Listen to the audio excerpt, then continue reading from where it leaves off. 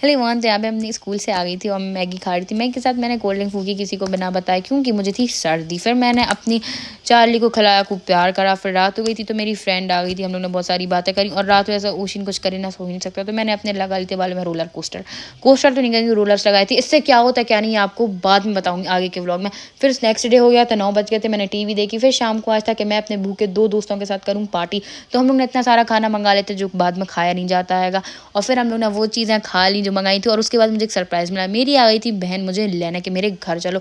तो फिर मैं उसके घर आ गई मुंह उठा के। जब मैं उसके घर चली गई ना, तो मैंने वहाँ पे देखी जब वी मीट भी मुझे अच्छी लगती है। हम दोनों ने पूरी मूवी देखती रही, मैं खाती लेटी बैठी रही। यहाँ पे 11:30 बज गए थे, मैं कब सो गई मुझे पता ही नहीं चला, और सुबह का भी पता नहीं चला कि कब सुबह हो गई। वैसे तो मैं जल्दी उठ गई थी, सुबह हो गई। और वहाँ पे भी मैंने अपनी स्किन केयर से समझौता नहीं करा, मतलब अपना स्किन से समझौता नहीं करा। वहाँ पे मैंने उसके प्रोडक्ट्स सारे यूज़ कर चुकी थी मैं। और फिर जाके मैं फिर से लेट गई और फिर टीवी देखने लगी।